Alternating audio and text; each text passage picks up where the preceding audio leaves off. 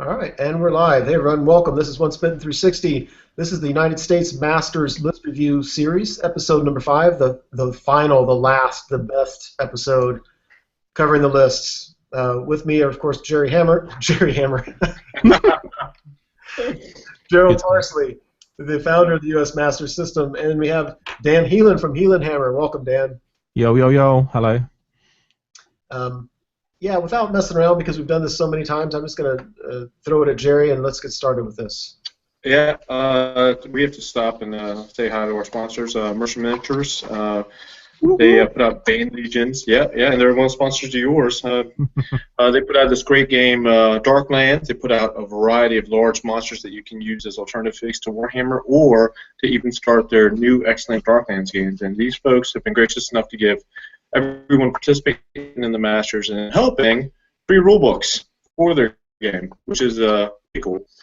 So basically, we'll get a lot more of that game being played out there, and they threw in a whole bunch of goodies for the players as well. So big thanks to Tim and his team over there. Dan, as you know, the U.S. Masters is a hybrid system. We are using Swedish comp, which is a bracketed comp system, and the brackets we chose were between 8 and 14. We are also using almost like a systematic line of sight in some regard with ETC, with the blocking hills, the blocking buildings, and the blocking impassable.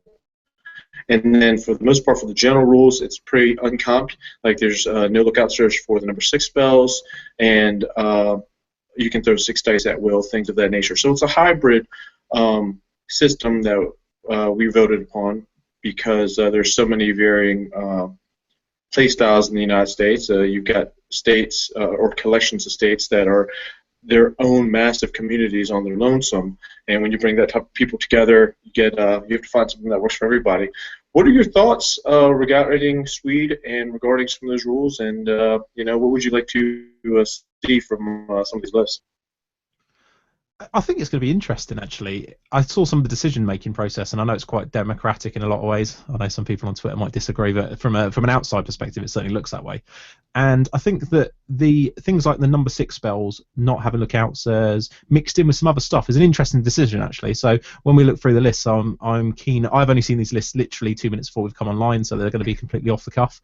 But it'll be interesting to see how many people have gone and stacked themselves in the favour to try and make the most of that. Also, how many monsters and big flyers, things like that, we'd see, based on the fact that you can hide them through the line of sight system. Having played in that system myself at ETC several times, it's always interesting how that changes the game from a normal, in Little Bunny Ears, game of Warhammer that you might normally play. So yeah, it's interesting to see, and you've got all these communities with different styles coming together to play in one place, which is, as an outside person, as a internet media on the Warhammer scene type thing, that's something for me that's really interesting to see how all these people come together with their own different thoughts. A little bit like when we come to ETC and we see people from all over the world with different metas and different styles of play coming together to play at one place. That's how I see the American Masters, and that's the sort of the intriguing nature of it for me.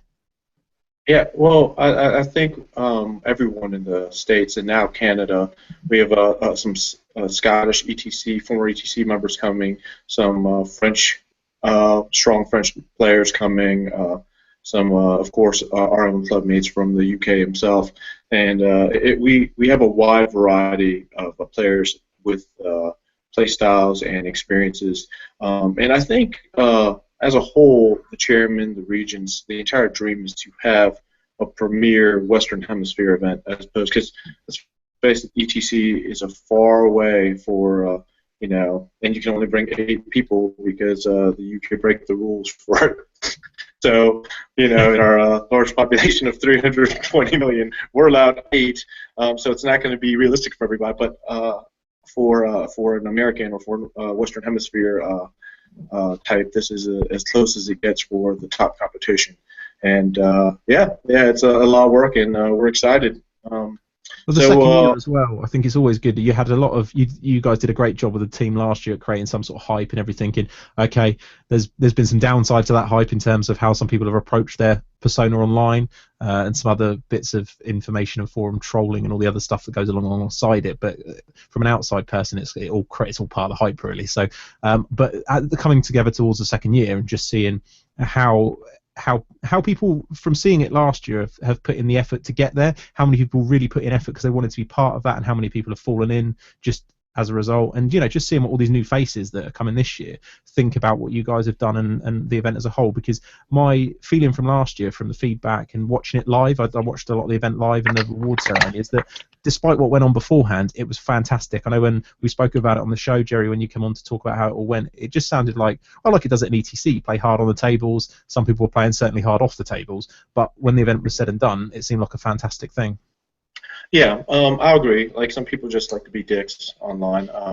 Most times they're not serious. Sometimes they are, and there's probably some general dislike amongst certain parties too. But that's natural because at the end of the day, we are a collection of almost 100 individuals from across the country. Everyone's not going to be making cupcakes together. But I agreed. Once the event happened, the sportsmanship level of sportsmanship couldn't be higher. And really, I will say, for those players considering or having an opportunity for the 3, 4, 5 years that this event's going to be going on, it's just going to get better. Right now, we're still in the growing process. We added 3 more regions, so we expanded by approximately 60%. Now we cover the entire United States. The newer regions that joined us, they're growing. A lot of them, particularly like the Pacific Northwest, has 2 strong podcasts and a very unique but efficient way of ranking their players. And these are growing communities. We've seen like the largest of the small regions, approaching 150, 200 players just in their X amount of events combined to get their top 10. So that's something we're all certainly excited about. There's going to be some changes to make it a more efficient model next year. And hopefully, by the time we do the wrap-up show next year, we'll be toasting to the good life. Definitely. Sorry, Joe. I was going to say I'm also interested. What have you got planned in terms of coverage and things like this year? I know last year you see the T-shirt behind me from last year. I'm looking forward to getting another one for this year's logo. But what extra stuff you got planned for this year to make it even extra special?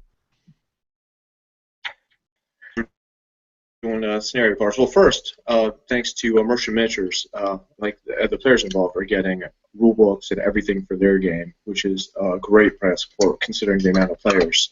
We're doing the T-shirts for the team. The partial team regard, it's almost like a club event, so you don't have to play people from your own region. So we get as much cross-pollination because we put the guys in shirts on the day one. Before the first game, we have the team regional photo, and actually took that idea from the ETC back in 2008, where they lined up all the different teams and took their pictures. And we're doing that this year. So on day one, if you're unfamiliar with someone, if he's wearing like an orange shirt, he's from the mountain region, or if he's wearing a blue shirt, he's from the Northeast. So, and then he sees your color shirt. So that gives everyone at least icebreaker, if they don't already know them. Now, there are a lot of the same players coming aboard from last year. And this year we also are using scenario cards, which we got made from a card company that they're here, that we put face down on the cards, and at the end of the event, all the players can take those home, just kind of as a keepsake. And aside from that, we're intending to do live streaming every round, the 6-round tournament on Twitch TV, because of the. I don't believe now with Once Bitten having an opportunity to play in it. I think we're going to have some roving reporters. But I don't think we're going to have the volume, just because we were in a situation where the bandwidth was eaten alive with that many people, and it was a disaster. It took 4 hours to load, a 10-minute video or less than 10 minutes. We had to go to the hotel. Actually, Ben Curry was the one who suggested that on Twitter. Went to the hotel on another laptop and started uploading things there as the event happened. And with as many of our leadership and media people possibly playing in the event, that'd be a hard slog. So we're going to go with the Twitch TV for the games and also for the award ceremony and things of that nature, I believe. Brilliant. No, I look forward to sitting home in my armchair and watching that. It was good last year, actually, seeing the players and what was going down. It was great. Yeah. Well, I appreciate it. Okay, well, I guess let's go ahead and get started. We are looking at, this is the final episode of the first round matchups. Going into the first game, I don't know if you would. The two players involved. The first one is Peter Davis. He's a member of Chump Hammer Podcast. He finished the Pacific Northwest ranked #1 in their region, but he dropped from the Masters and subsequently got back in because first he had to drop for some stuff going on where he just couldn't make it. Someone else dropped, and his schedule cleared up, and he got to participate. Now his Lizardmen will be playing a you might see him on Twitter. His handle is Hernenhammer, and he puts together these amazing Skaven armies. He's the TO of Holy Wars GT, and he finished 3rd in Wapaka to get his qualifying spot. And basically, Steve Herner is fielding Skaven against Peter Davis, round 1. Dan, would you like to go ahead and get started on Mr. Davis's list? Sure. First off, I like this. I like this list. It's very similar to the sort of thing I ran at Adepticon, actually. It's got a nice balance bit. Some people might moan, hardcore Lizard players, that it's not got enough bits and pieces, but for a Swedish list, I think it's good. It's solid. It's got 2 blocks, which is always good. Ton of shooting, all the characters and all the toys. It certainly seems like there's no major holes. It hasn't gone as far as I can see. I've only seen these lists 2 minutes before coming on, so I'm sort of reading it live. But there's no life magic from what I can see or anything like that. So it just seems like a decent balanced list. Mounted Old Blood. A second Old Blood. I'm trying to quickly flick to see if he's mounted. No, doesn't look like it. So a mounted one, and then he's got a mounted Cold One Scarvet, a mounted Scarvet, a mounted Old Blood, a foot Old Blood, the Slan, 27 Saurus, 2, 4, 5, 3 units of skirmishers, 2 cohort units, 28 Temple Guard with a Razor Standard, fairly standard choice, and a Bastillodon, which is a personal favourite of mine, so it was good to see those in. And that came out at a comp 10.9, which I think is actually pretty reasonable. It's I don't know if it's a myth. It's not really a myth. It's pretty much a fact, but Lizards are good under Swedish, so I think that's a strong list at 10.9. I'm not sure what he would have needed to do, whether the loss of some certain things to get the comp score higher would have benefited, and I'm not sure. But as an overall list, I can see it winning games, definitely. Okay. Yeah, so I'll cover the Skaven list. This is Steve's leading out with the Greyseer on the Screaming Bell. He's got the Shadow Magnet Trinket, which I've never even heard of. Anybody want to help me out with that? Which, sorry? The Shadow Magnet Trinket. I can't. Do you know what? I haven't seen that for so long. I can't even remember what it does. I can't remember if that's the one that makes them re-roll something. I can have a look if you like while you go through the rest of the list. Doesn't matter. You make me feel better for not knowing because I'm not familiar with it. He's got Healing Potion.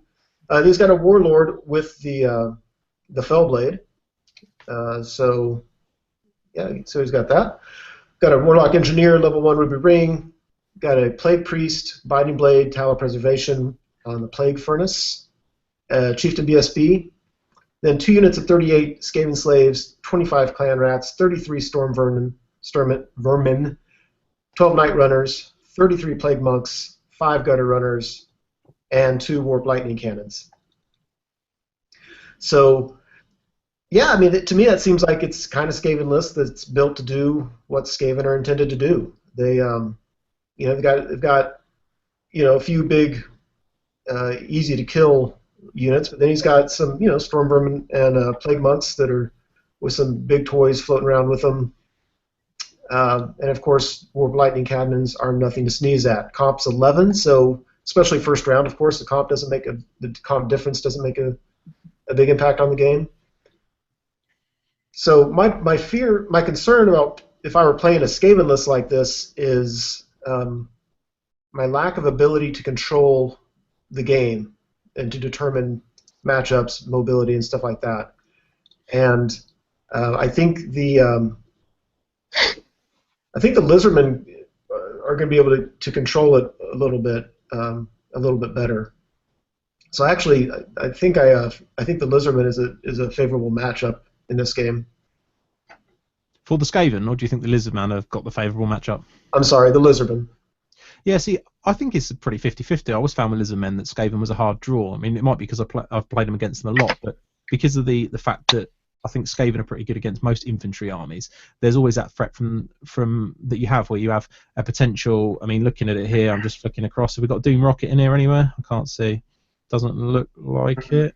Okay, take that one out of the equation. But a couple of cheeky Walk Lightning shots. If you decided to keep your Temple Guard ranked up for whatever reason, get hit with a couple of templates, some Scorch, and then suddenly a big 13th can end your world pretty quick. So there's always that concern. And also, I quite like Steve's list. I think it's got enough quirky stuff to it that he's got enough filth in there. But he's also, you don't see the Night Runners very often. The Plague Monks are quite cool. The little Plague Priests. So seems like a solid list. With the Screaming Bell. The Shadow Magnet Trinket, by the way, is the -1 for people shooting at it. Interesting. You don't see that very often. As we said, neither of us knew what it was off the top of our head. But yeah, -1 to shoot at it. So I think it's a pretty good call. I mean, I'm presuming, I'm just flicking through now, but is there a Storm Banner in there? Don't think there is there? Looking at it, I presume that was probably a comp choice, which means the Shadow Magnet Trinket it doesn't do the same job, obviously, but it certainly helps the ballistic skill shooting put into that unit. So yeah, seems interesting. He has the 2 towers. He's got the Screaming Bell and the Plague Furnace, which would be interesting. Haven't seen both those models out since like 2011. No, I mean at the ETC a couple of years ago when this was a thing, Skaven were a thing. I used them. I remember Jack Armstrong, who's one of the UK's best players and one of the best Blizzard players I know. He hated historically playing against the Twin Towers list because it's quite hard sometimes to bleed points off of them with the Lizards all the time. They're chipping away at you and going for big spells. So I don't know. I reckon that's quite a tight one. It's hard to call. I'd want to call the Skaven. I don't want to call it because it's Steve, and I like Steve, so he's a supporter of the show. So why not? Steve's going to win. All right. So I have Peter at a 12-8. You have Steve at a what? I'm going to go big. Steve's going to get 14. Go on, Steve. All right. Don't come back with less. Yeah. I'm not talking to you. Yeah. I will be the tiebreaker. I think I agree with you. I think double Warp Lightning Cannon will reduce either the source block to the point where the double Twin Towers will just run them over. I guess often with Skaven it just depends on their tricks, and I really like the Warp Lightning Cannons in this matchup. Those items are broken. Yeah. All right, so we're going with Steve. Split decision. All right, going into the next round, we've got a Chaos Dwarf player rocking out from the Midwest, Jeremy Gottschalk, Jeremy Dlotkin, and he will be playing none other than Jarrett Messing from the ETC team and the Northeast Advisor. Basically, very experienced player, matched up against the Dark Stunties. Once bitten, would you want to talk about the Dlotkin's list here? Yep. All right, so he's starting off the Sorcerer Prophet. Level 4 Lore of Metal, Power Stone, Enchanted Shield, Talisman, Preservation. Demon Smith Sorcerer, level 2 Death with a Scroll and Charm Shield. He's got a couple Wolf Rider guys to redirect and go hunting. 32 Infernal Guard, 3 Bull Centaurs, 2 Iron Demons, a Magma Cannon, and a Kadai Destroyer.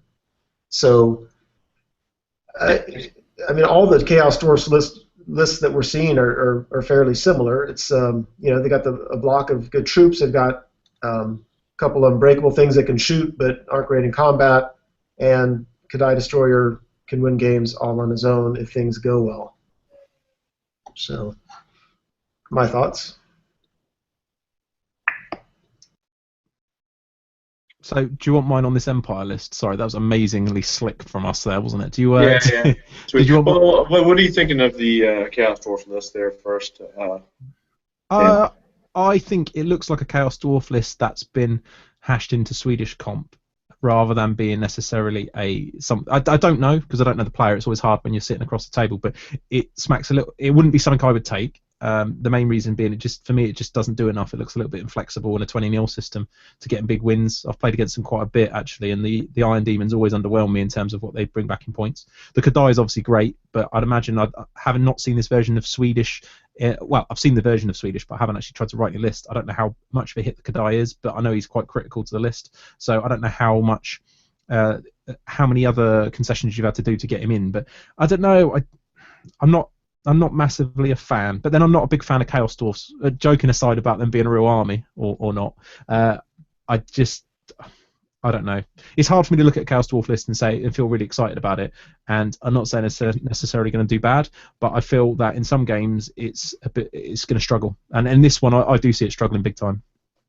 Yeah. Well, Empire's a bad match typically for Chaos Dwarfs. Let's go ahead and look at Jarrett's list.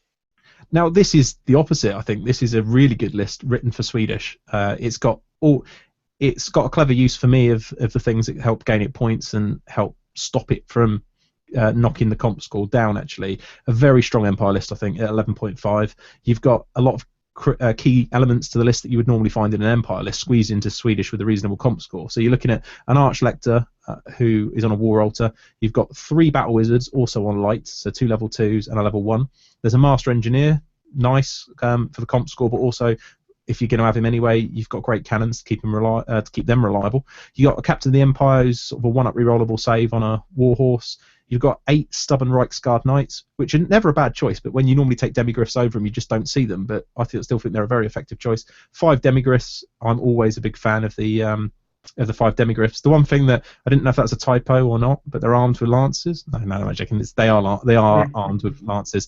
I would have loved to see cavalry hammers just for, I don't know, some sort of fun. And the Gleaming Pendant, full command, again, just a brilliant unit. I've used it myself, and I really rate those. And the Celestial Hurricanum, which is my personal fave of the list. I think it's great. Now, you look at that combined with the core of pretty much 2 40-man units of Halberdiers, 13 archers, and 5 archers. You can hide your characters in and run them around. I don't know if you guys have played against this before, but I've played against plenty of Empire lists like this, where the combination of light, Hurricanum, War Altar for the rerolls, the +1 to hit, and all the light magic means that those Halberdier blocks turn from like 0 to hero in 2 seconds flat, and actually I think that's a really strong army. I'm looking at that and the outset, and we're only 4 lists in, but that's good enough to compete for the title. Looking at it, I think personally. Yeah, I agree. This is pretty similar to the Empire list I was taking for a while that Jerry was always teasing me about. Internet list, right? Yeah. I love it. I think it can handle just a lot of different threats, a lot of different kinds of games. So I think it's a fantastic list. And the comp isn't all that bad. 11.5. No, well, I look at it and I think really, what have you had to drop? Probably a level 4, but you wanted multiple wizards for the banishment anyway, so you've got the spell selection. You've still got it there, right? Maybe sometimes harder to get off, but they're also disposable as a result. Those 2 Halberdier blocks are just fantastic, and everything complements them, which is great. You've got 2 cannons in the list, which don't know how you get those 2 cannons, but I think you need them. It's just got everything. It's got the key elements of something you would need, and it's fitted into Swedish. You can't do better than that, I don't think. Yeah. So I think it matches up very, very well against this Chaos Dwarf list. I think it's gonna crush this list. Yeah, the only thing that could have been even more in its favour is if the battle standard somehow had a flaming ward. I think it would have been almost a done deal, but I still think it will be. The Kadai is going to struggle to get through enough of it, even if he gets into the Halberdier blocks. He's going to struggle with all the buffs and everything else to do enough damage. And at the end of the day, if you lose one, you're talking a few hundred points, aren't you? And you'll take the trade where he demolishes the rest of the army. But the Iron Demons, I don't think, do a lot in this matchup, potentially. I'm sure experienced Chaos Dwarf players will shout at me for that, but just from experience playing against them with Empire and also with other stuff, I just don't see it. I don't see anything else other than a big win to Jarrett in this. Yeah, well, I mean, I'm an experienced Chaos Dwarf player. I've played them this past entire year, and to be perfectly honest with you, this type of Empire list is the worst thing you can run into. I'd rather play Dwarfs than this Empire list. We have 3 clubmates that play Empire. We have Caps, who plays a similar list. Once Bitten plays a similar list, and our buddy Dan, who ran the last year's Masters with me, plays an Empire list. And against Empire of the banishment variety, it's bad news. You just get zapped. And the problem with the thing I don't like about Jeremy's list, he doesn't have the tools he needs to fight back. Lore Metal could be good in this matchup, but I think Laura Hashut would help him out a little bit more. Just try sniping that War Altar turn 1. I mean, you got line of sight, coverage. I would rather have a Death Shriek over the Magma Cannon. Magma Cannon might make a mess of those Halberdier hordes. So I've got to agree with both of you. Jeremy couldn't have walked into. I mean, and there was a couple of us all around the same area, and this is the first time I've actually seen Jairus list. But yeah, what a hammer! Yeah. Oh, the other thing. Sorry, I should just say actually, Jerry. Sorry to interrupt you there. No. I had actually missed. He's got a dragon helm on the BSB, so it's a done deal. I Yeah, know yeah. that sounds really, really sort of like black and white, but when you've got that as well and such a threat range on the cavalry, it really controls where the Kadai can go. So yeah, it's a big win, I think.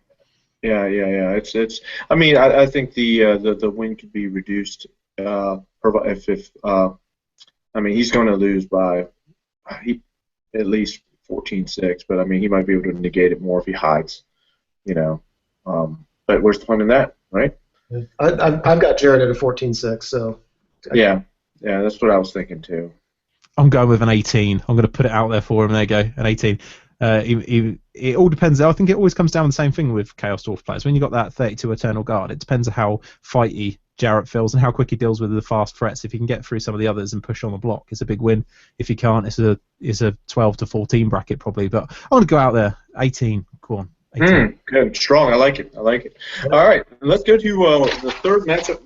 Today we've got a Dave Inman from the West Coast. He finished second in the 112-man Quake City Rumble. He's a member of Club Capri, and he will be playing Brendan Bowersock from the Southeast region. Brendan is rocking out with his Wood Elves. He won the Redstone Rumble outright, which is the largest event in the Southeast, and currently finished ranked 3 in the Southeast if he didn't auto-qualify due to his win with that event. So we've got Wood Elves and Skaven. Traditionally, I always like the Skaven in this matchup. Let's go through the Skaven list. Dan, what do you think?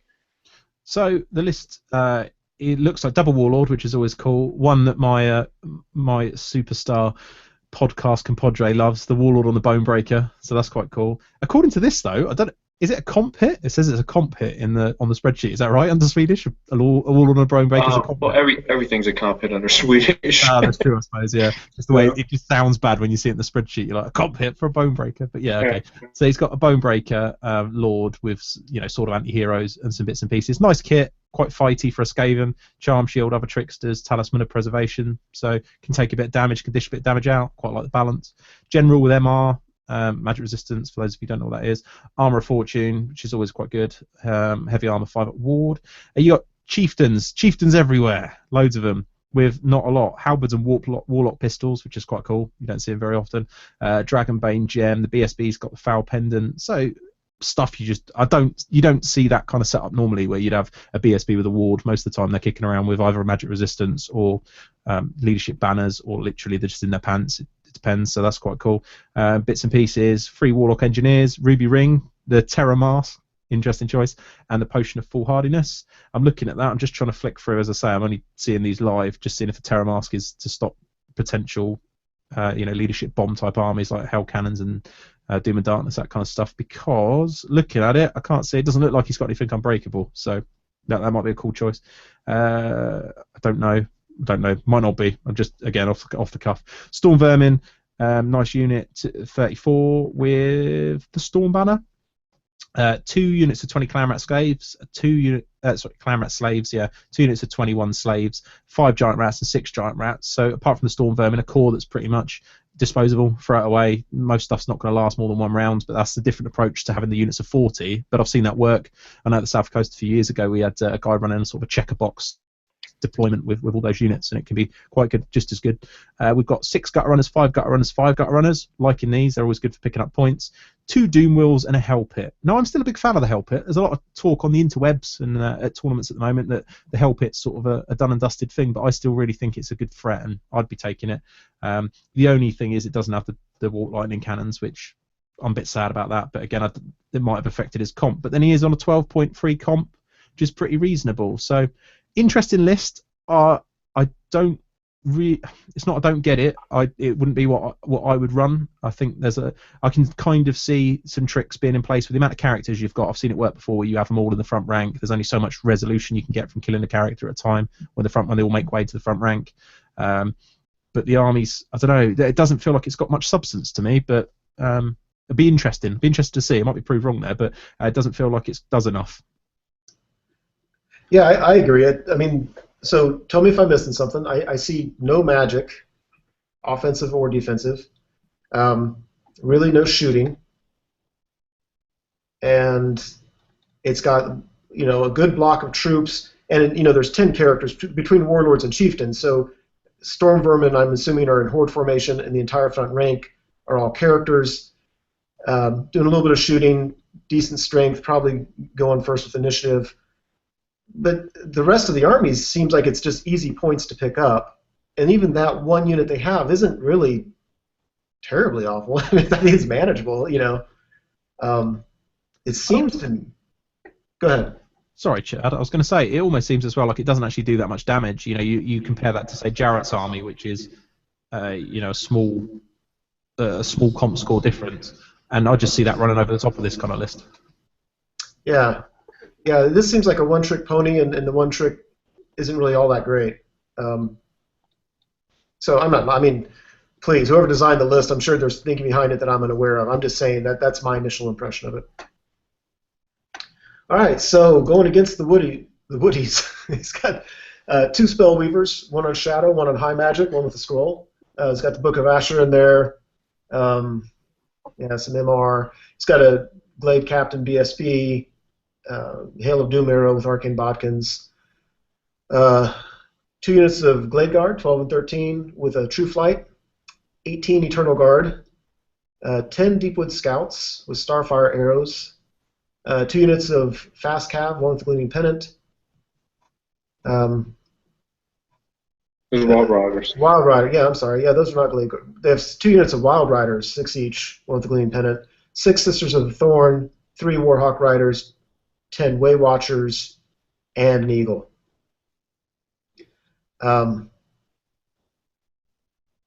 So I think this would be a very frustrating army to play against if you were the Skaven army. I think this picks off. I don't think this army can go against the big block they have, but I think they just pick off everything else without a whole lot of difficulty.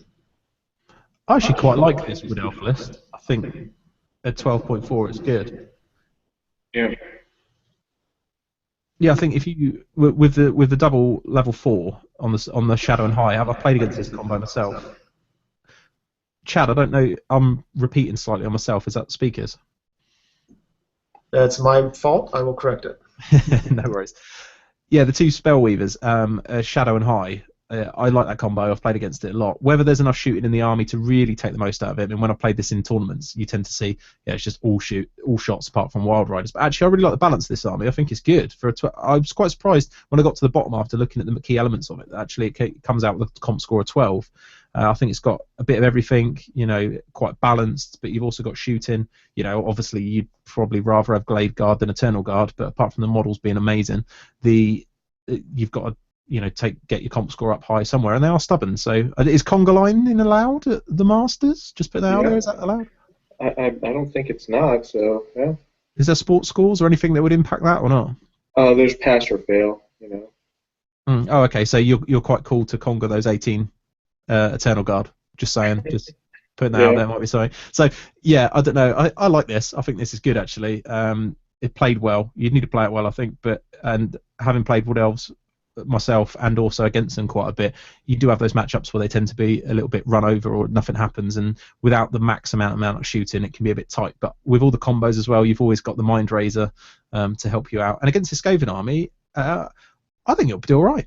I think it'll do well. The units aren't big enough to really soak the damage to kick it back. You see sometimes I've played it with Skaven, you go in with Wild Riders right in front of the unit, beast a load of them up, and then the next minute you're losing half your Wild Rider unit, and then they eventually get ground out, they get warp lightning and everything else.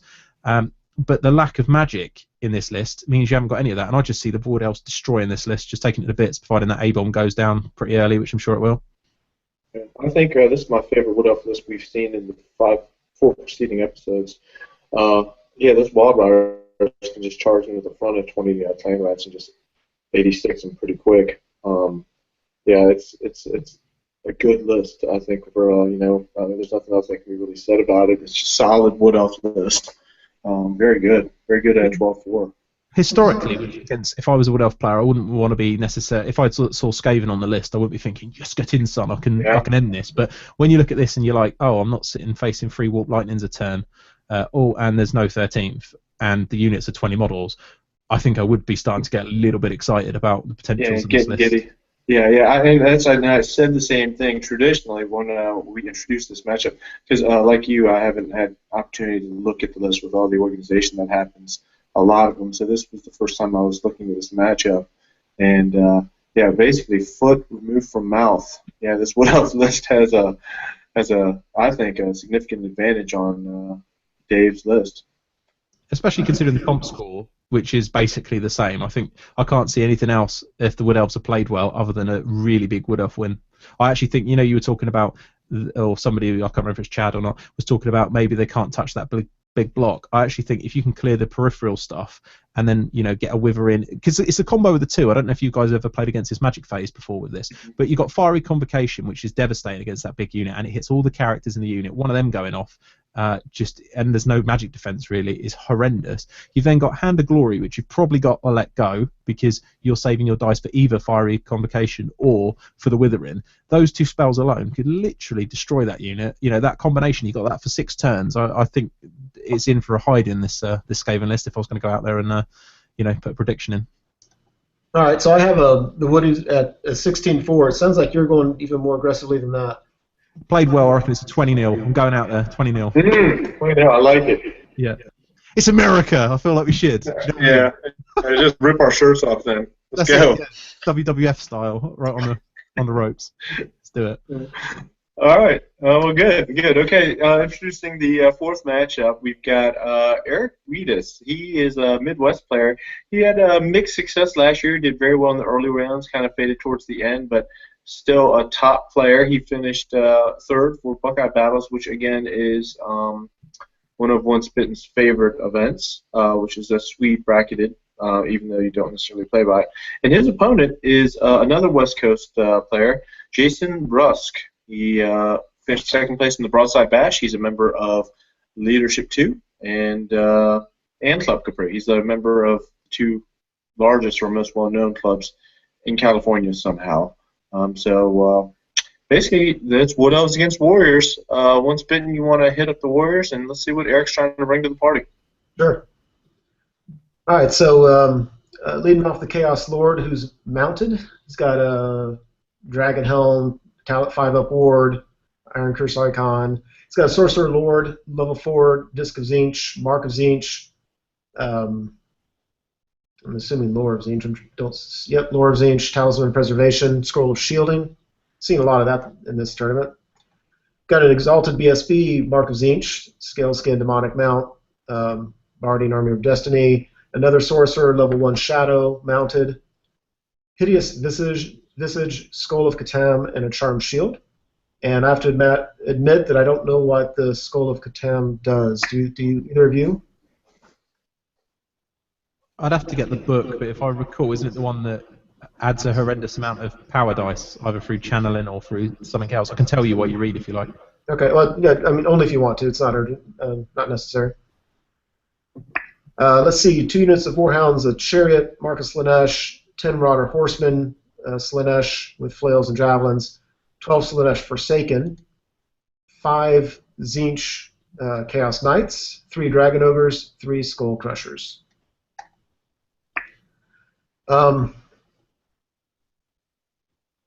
Yeah, this is kind of a different Warriors list for me, because usually there's something in the Warriors list that you're just really afraid of, really you need to hide from. But this is, 5 Chaos Knights are nothing to sneeze at. They're okay. Dragon Ogres are okay. 3 Skull Crushers are okay. Characters are always good. It seems like this one has a good mobility. Should be, if you can pick his fights, he should be okay. He's going to struggle against being held up with Steadfast, but it's not a it doesn't pivot around one unit or one thing. It looks like he's got almost an MMU kind of gig going on. Yeah, it's interesting, isn't it?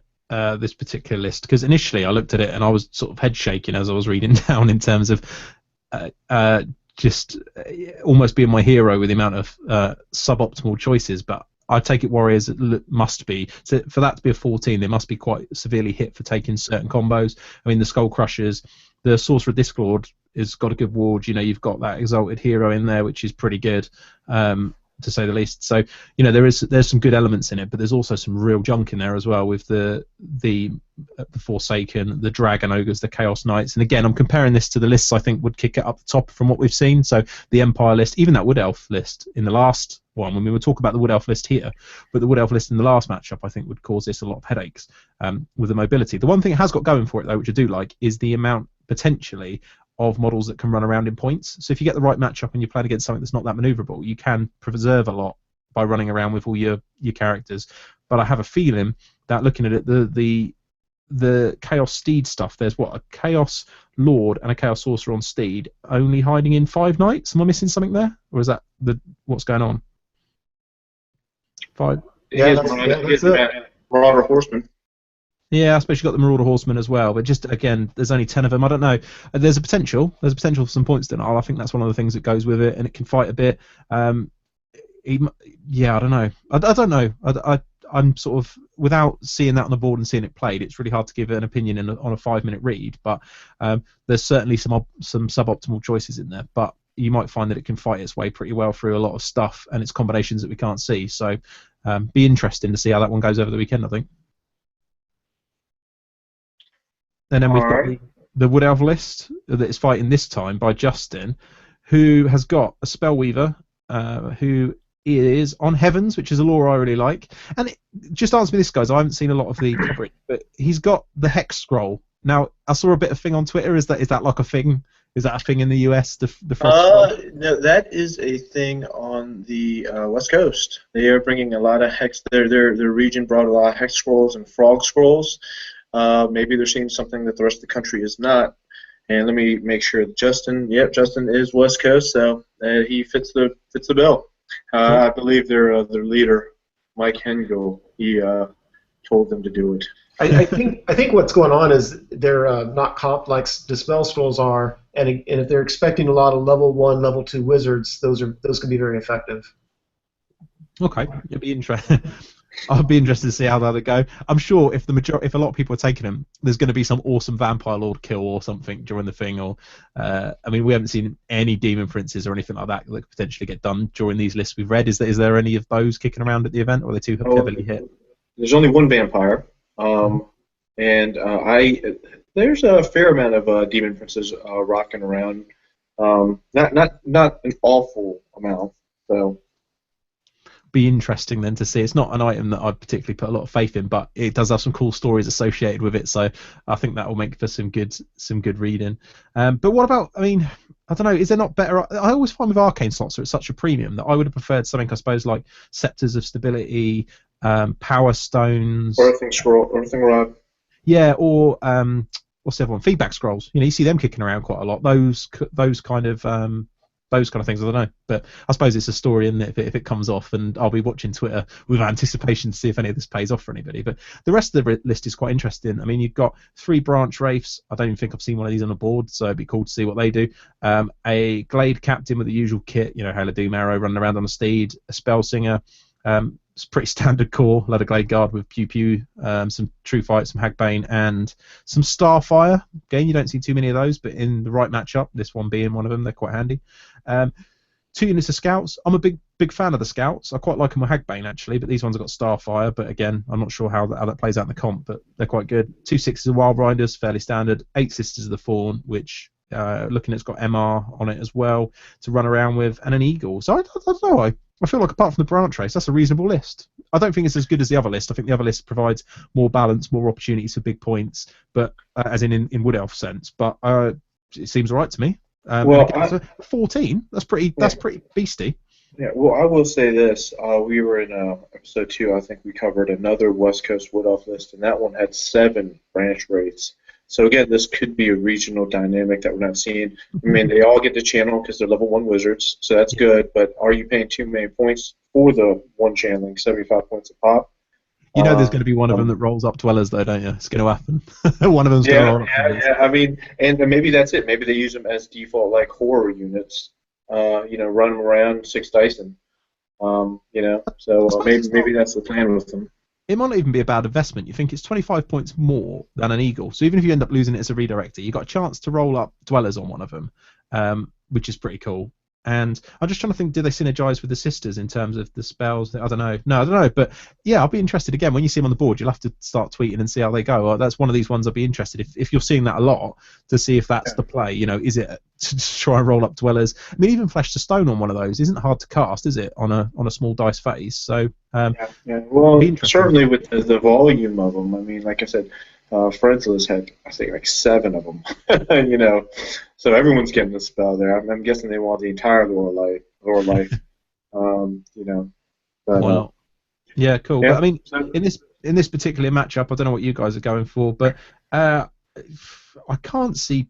You know what? The lack of Way Watchers probably brings it back into the Warriors' competitive sort of favour, but I think the Warriors might struggle to get hold of it. I mean, the Forsaken are pretty swift, but those Marauder Horsemen have got the biggest target in the world on them, and if there was a Wild Ride, if there was a Way Watcher unit in this army, I'd be calling it for the Wood Elves most days of the week, I think. But with the way these characters work and being pretty beastie on their own, I think it might be quite close. I don't know what you guys think. Just trying to get my mute off. I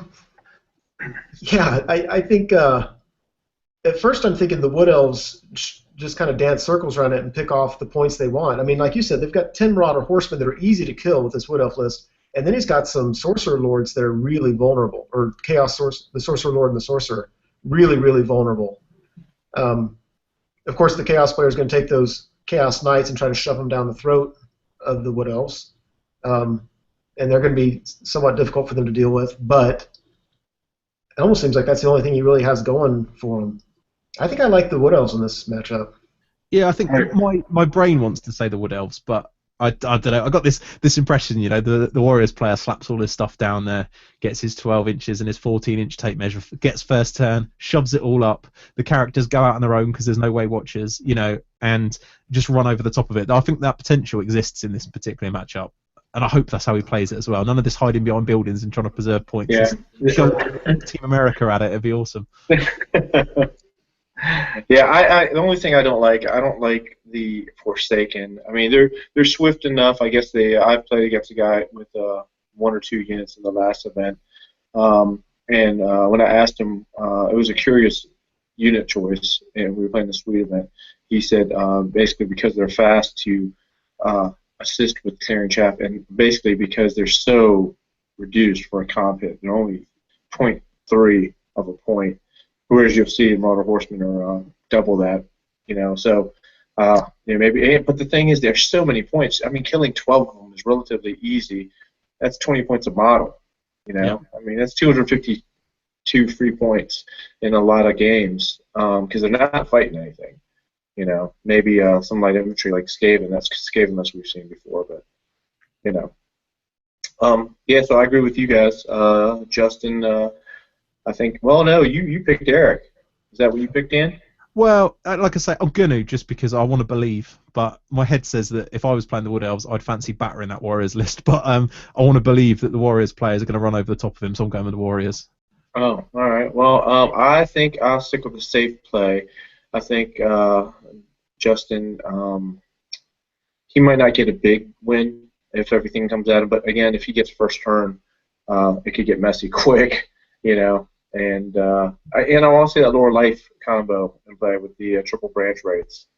That's pretty interesting to me.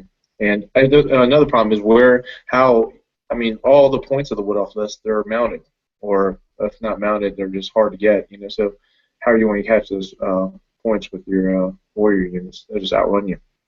Yeah, he's going to have to play well. I mean, in theory, if you've got mounted Chaos Lords and things on steeds, if you play the angles right and you do get a bit of a run at them, that you can cut them off. But as I say, there's a lot of hopes, ifs, buts, and maybes in that match, I think. But, I'm going to believe. I'm going to believe. Yeah.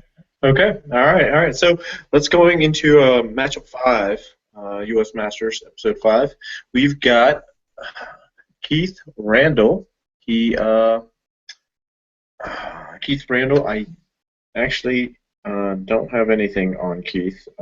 I can only imagine he he's a is champion of the Lady of the Lake. That you could go with yeah, that. he's bringing Bretonians. We And like I don't know if I just don't know. I know he is coming from the southeast, I believe, and the southeast rocked out with 3 Bretonian lists. So again, that region seems to be heavy into the Bretonians. They have a good starting comp. Clearly, he has the skills to pay the bills. That's why he's in the big dance, right, Chad? And basically, he's rocking out, and his opponent will be. Ooh. Phil with dwarfs, but Phil Morrow. Now, that is not ideal. Phil just won the. He's the dwarf player I lost to round 1 at the Colonial Carnage, the Masters Primer that happened last weekend.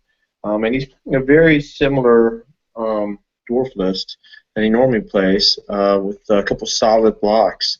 So if you can absorb all the punishment coming across the board, you get to play with hammerers.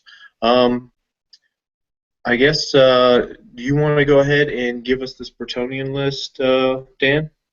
Sure. First off, big props for taking Bretonians. We like a bit of Bretonians here, and I like the list. I think it's good. I'm not sure this is the greatest matchup we could have got for it, but it's a good list, and you do get a good comp score out of this. If you think, it's not far from pretty standardish Bretonians you would see at a lot of events here in the UK. Double trebuchets, small unit of Grail Knights. You either see that or you see a big lance.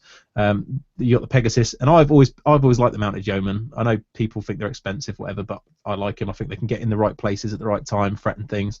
Then you got the 3 big realm units. You got Paladin Central. You got the guy on. He's got a single Pegasus Paladin, which again is a little bit like you see in Empire army sometimes, where they're running around and just picking up points, picking up bolt throwers, threatening those kind of units, mages potentially, and I like that. I think it's always a good threat to have. And at the end of the day, he's a 136-point redirector if you need him. If one of your lancers is going to cop a charge, so that's quite cool. Usual heroic kill and blow lord, which is good.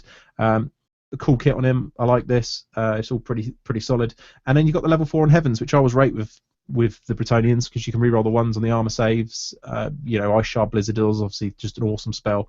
Aside from comets, when you really stuck against the wall, you can't work out what to do. You've got 2 trebs and comet. It helps. Solid list. I like this. I think for a 13.8, it's all right. The only problem with Brett's, I think, is as the years have gone on, they've struggled in more and more matchups. So I'll be interested to see how it goes. And when Chad's done talking about the dwarfs, I'll give you my thoughts now. I think this one's going to go, but I don't think this one's a great matchup for him actually. But I do like the list. I think it's solid. All right, so Phil Carl with this list is the one he just crushed me at the qualifying tournament mainly because I'm an idiot. So he led by Dwarf Lord, Rune of Might, Rune of Parrying, Rune of Snorri Spanglehelm, 3 times Rune of Warding. It's got a BSB, a couple Rune Smiths, one with Spellbreaking, one with Spellbreaking times 2, which is always annoying. Master Engineer, 21 Longbeards with great weapons, 18 Quarrelers with great weapons, 24 Hammers, 2 Cannons, so one with Forging and Burning, 2 Gyrocopters, both with the Brimstone Gun, Grudge Thrower with Penetration and Accuracy, and an Organ Gun. And, I mean, I've seen this list. It's very effective. It sits in a corner. If you come near it, it just really, really punishes you. And then at the end of the day, you get in there, and he's got stubborn Longbeards. He's got hammers that are stubborn.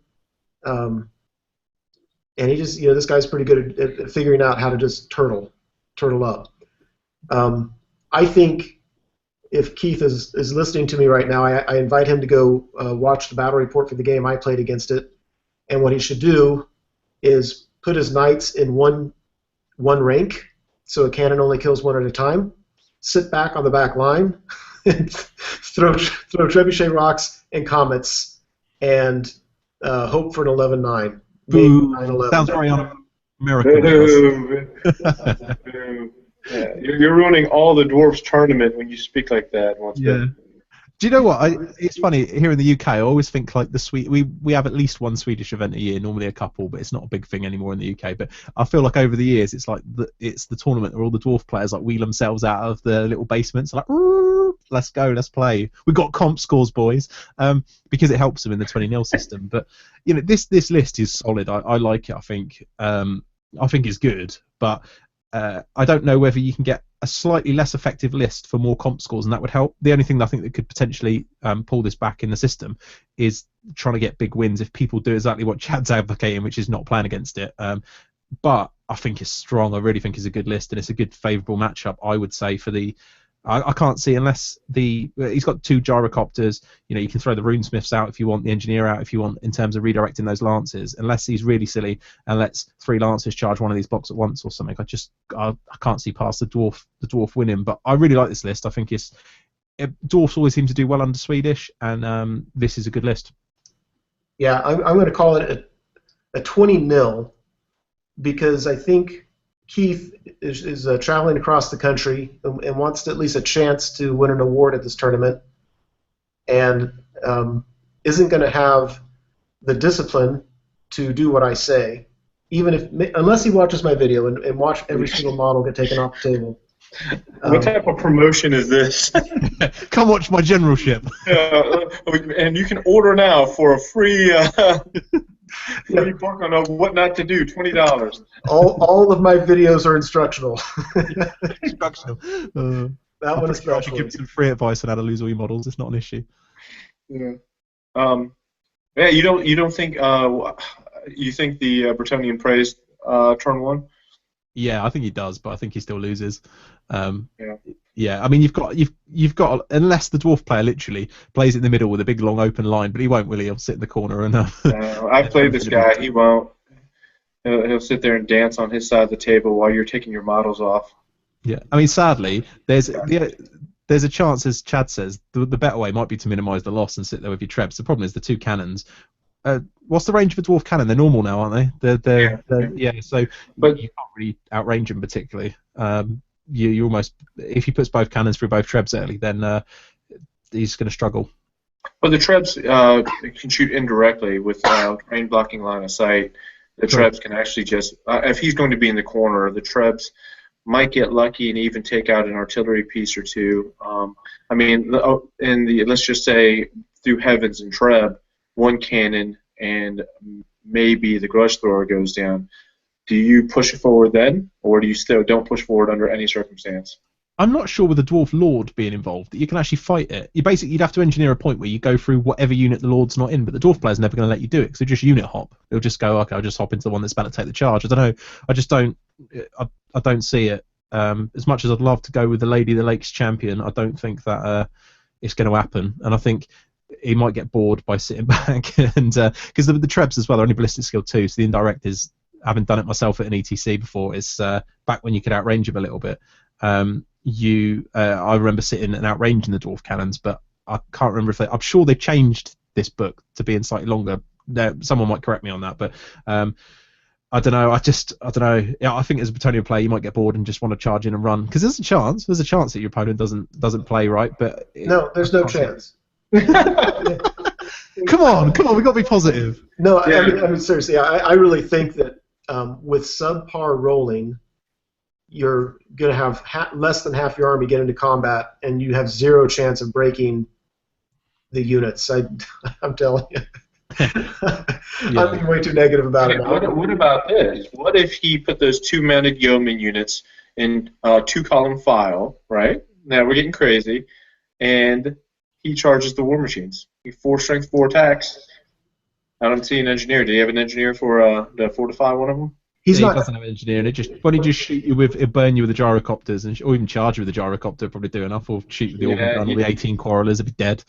Yeah, well, I was just throwing it out there. I wouldn't even worry about it. All the paladins run separate.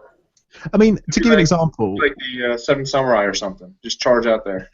You could. I mean, again, I did this at the ETC in 2011, different dwarf book, but I played a Bretonnian list there, and I played 3 10-10s against dwarfs in that year, and all I did was literally corner it, throw all your dice at Comet, so that it hopefully goes past Destroy Scroll, and IFs. If you die, it doesn't matter because your mage is only giving them a tournament point anyway, and you'd hope that the Comet doesn't drop, and then you can kill a war machine to equal that out. And literally, it's 10-10. and you can hide a lot of the lancers behind. But the problem is that I don't know the kind of players that go in. Is that a kind of thing you do in a team event? That's what I'd do, but well, there are the first day, and I'd remind everybody that the first day, the first 4 games, there's different scenarios, and some of those scenarios require fortitude in the middle of the table, which could be worth 300 points. So it might be, or if you get your main unit into their side, it might be worth 300 to 450 points. So it might be worth pushing in some matches you normally wouldn't. So that's why the first round in particular is kind of unique, because all the players have their option of missions, for lack of a better term, to try to execute. But in traditional battle line, no scenario, I think you're 100% right. The dwarves, no one wants to get drawn against them.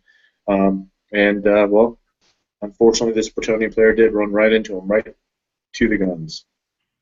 Yeah, it's going to be. I'll get it. If the Bretonnian player decides to play, I'm going to go with Chad, and he's just going to be taking some models off for some good times. But if he tries to play it a little bit coy, I don't know. It's a very hard one. I think you either don't play it or you do play, and the chances of going down massive if you do play are quite very high in this match, as Chad says. So be interesting.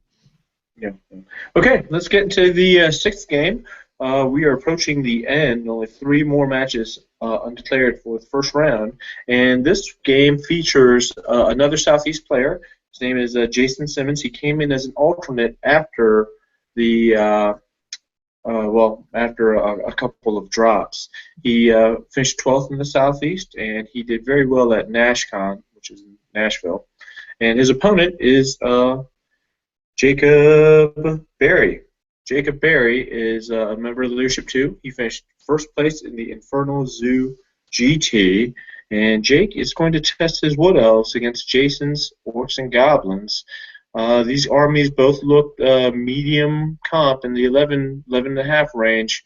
Once bitten, what's the Orcs and Goblins bringing? A ton. Oh my gosh. He's got a Savage Orc Great Shaman level 4, Earthing Rod, Stayed Lodestone, Ruby Ring, Lure of the Big Wa. He's got a Goblin Big Boss, 4 Night Goblin Big Bosses, and one of them's a BSB, and then a Goblin Shaman, Dispel Skull, Iron Curse, 2 basically 40-man Night Goblin units with 1 Fanatic each, nets and bows, 3 units of Fast Cav Wolf Riders, 3 Goblin Wolf Chariots, 3 Orc Boar Chariots, 18 Black Orcs, 2 Spear Chuckas, 1 Goblin Rock Lava, 2 Doom Divers, 2 Mangler Squigs, 2 Snotling Pump Wagons.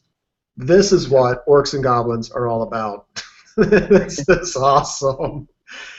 I think there could be some challenges with it, but he's gonna fill up that board. I want to see this. So I think he can deal with chaff. He isn't unequipped to deal with Wood Elf shooting. I haven't looked at the Wood Elf list closely yet, so I'll ignore the matchup for now. But as a list, what I like about it is there are certainly some units this list can't really handle, but it has so much chaff that I don't think it's going to need to handle what it doesn't want to, and it has the tools to take out little points here and there, and at the same time it's going to bleed little points here and there. So this almost seems to me like a list that's built to just draw a lot of games.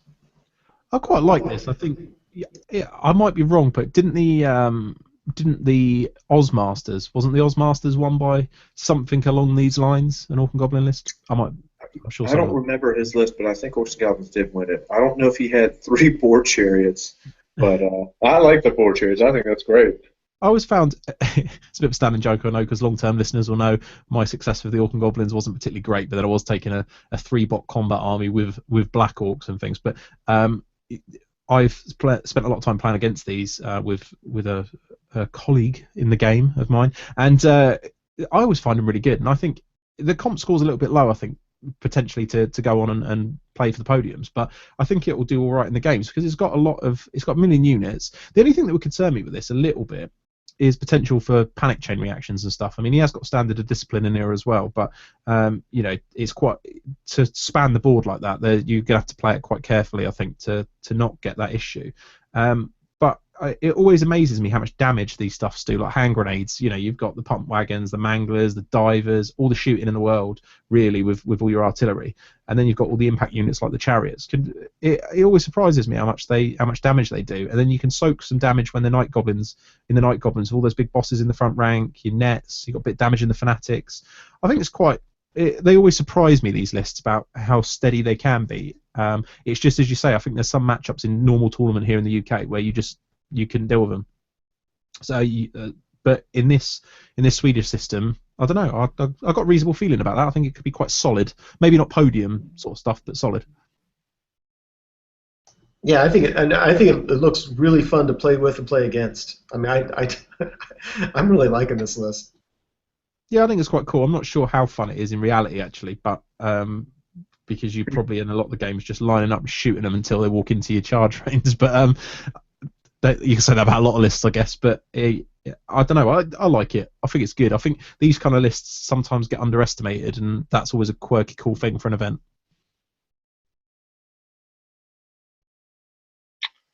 Okay. I guess once Dan, did you want to bring us into this Wood Elf list? His opponent? Yeah. I can tell by looking at it, it's another West Coast Wood Elf list because it has two items, the Branch Wraiths and the Hex Scrolls. But go ahead, let's run through it. Yeah, so we're kicking out again with what looks like a Hex Scroll sitting in there. Ooh, Team Hex Scroll. And I'm really not sure if I'm actually genuinely excited about that or not, or whether I just think, why did you bother? But we'll go with the excitement while we're here. 3 Branch Wraiths again, so that's cool. Interested to see how these go. I honestly don't know. I'd be interested to know from the Wood Elf players, right, if you've wrote this, why are you taking the Branch Wraiths? I'm not saying it's necessarily bad. As I say, one of them might roll as well as, but I don't know if it's just physically because everything's so hard in terms of the comp hit that actually that's the most efficient way to fill up your points. Sometimes in Swedish you get these kind of quirks, so it'd be interesting. But all Glade Guard core, double True Flight, and some multi-shot ones, which is always good. 5 Deep Woods Scouts, double Wild Riders again. 8 Sisters of the Fawn to run around in, 3 Warhawk Riders, which I really rate, 2 Eagles, and just the 5 Way Watchers for an 11.4. Now, I feel like the comp score's could have done better. If you look at that again, going back to that double level forward elf list we saw, I feel like the comp score was better. If I remember, was it a 12 that first one? I'll flick in a Yeah, I think I'll flick in a minute and have a look. But yeah, it's a fairly solid list. Laura Shadow, I find Shadow can be a little bit one-dimensional, but still, if you're playing low initiative stuff, you've got Pit as well, which is a big threat. But quite often you can get stuck at throwing, withering at stuff from range. But you've always got everyone's favourite Mind Razor threat if you really get stuck. So yeah, fairly solid. I don't think I've got too much of an opinion on this one really. It just looks fairly solid with the Branch Wraiths. Now, what's he going to do against this Orc Bum Rush, you think? He's going to get smashed.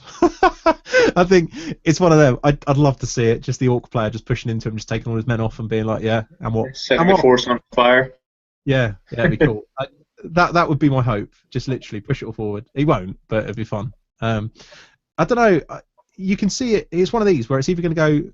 It depends how the Wood Elf player plays it. If the Wood Elf player wants to risk it and sit in charge ranges of those chariots and things like that, it could get interesting. But I don't see, with all the shooting and everything, the expensive elves, I just see them dying in droves. You're approaching any of the box, the blocks to get any real big points.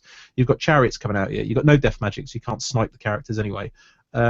And they've got, they just fire doom divers at the either at the shooting or at probably the Wild Riders. The pump wagons have got their own threat range. I don't know. I just see the Orc and Goblins winning.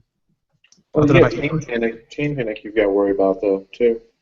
Yeah, you might be right. I don't know. I just want to see it. Well, I'm with you. I've got the Orcs and Goblins at a 15.5. I think they just have so much stuff on the table that the Woodies can't shoot all of it, and it doesn't take much to get through to make a wreck of their lines. No. No. And even things that have high mobility, I think the Orcs and Goblins have tools to deal with them. You can't really get behind their lines if there's a a Mangler Squig anywhere nearby, or No, again, done well and sort of cornered, checker boxed up. I don't see them getting things like the Doom Divers and that early, and the Orc player can literally just sit there, I think, and just nuke units off the board. So if I was a Wood Elf player, I would be concerned about this one, I think. I'd certainly be thinking I'm not going to win big, and then I would be crying if he got first turn and started nuking off things with his Doom Divers. So, yeah, it's going to be... It might be a sad day in Athol Oren that day. Yeah, Athol Oren, it burns. Yeah, it burns. Yeah, Grimgor headbutting people. Well, they'll certainly get the +1. Yeah, this is true. All right, so we're going Orcs big on this one. Yeah, definitely. War and all that. Well, all right, let's get to the second to last matchup for the first round, U.S. Masters 2015. We have none other than Hayne Begley, a good friend of mine.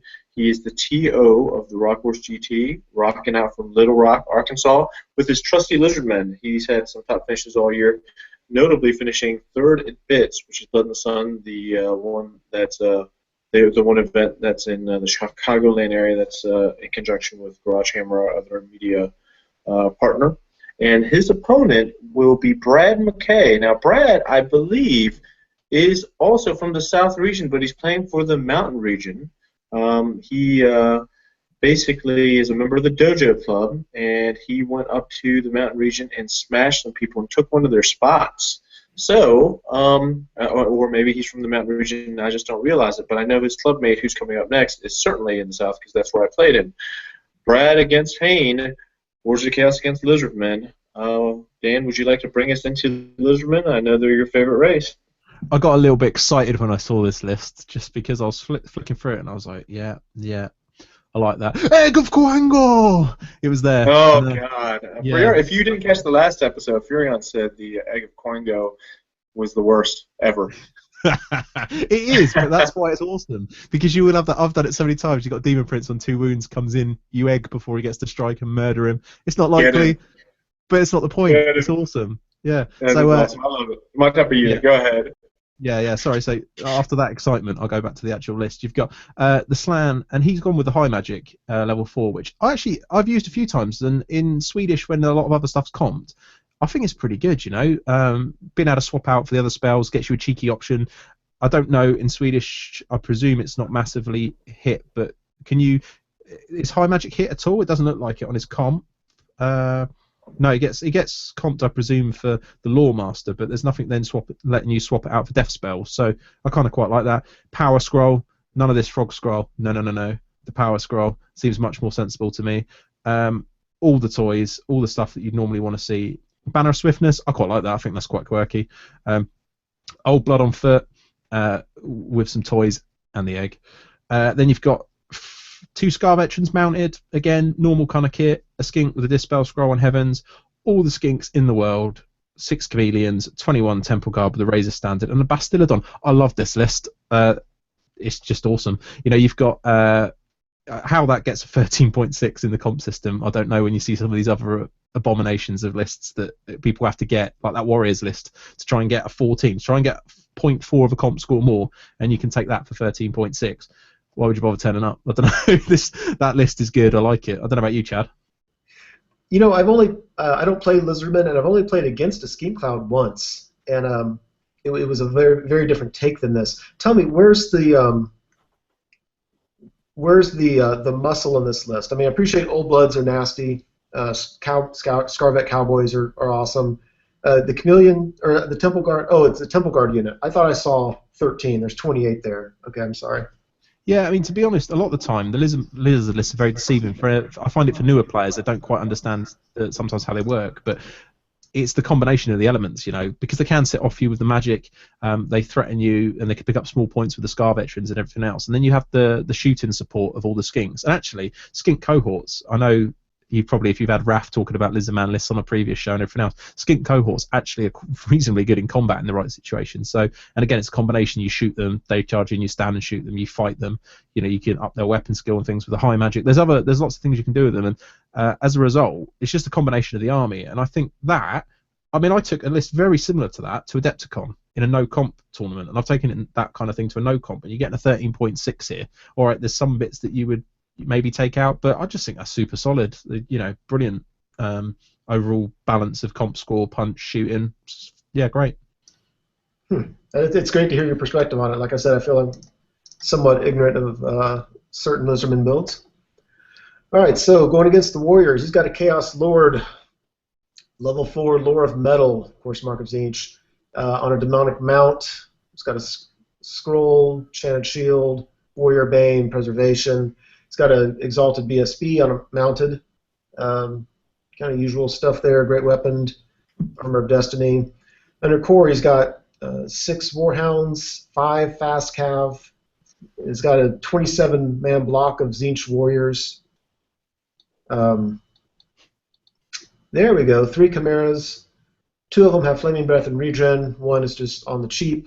And then 2 Nurgle Giants. I reckon we should get some football chants on this and just start shouting, "You're getting taken off in the morning." It's going to get smashed, isn't it? Let's face it. How is that? How is that a 13.7 and that Lizardman's a 13.6? Comp at work, people. That's amazing. Sorry, carry on. Well, I'm. My first thought is the Lizardman's just the skink shooting and the magic is just going to tear this one apart. Oh, it's going to get wrecked. It's brilliant. Sorry. Yeah. Sorry, Brad. Don't bother turning up, dude. Have some beers. Yeah. Yeah. So that's my fear. I think.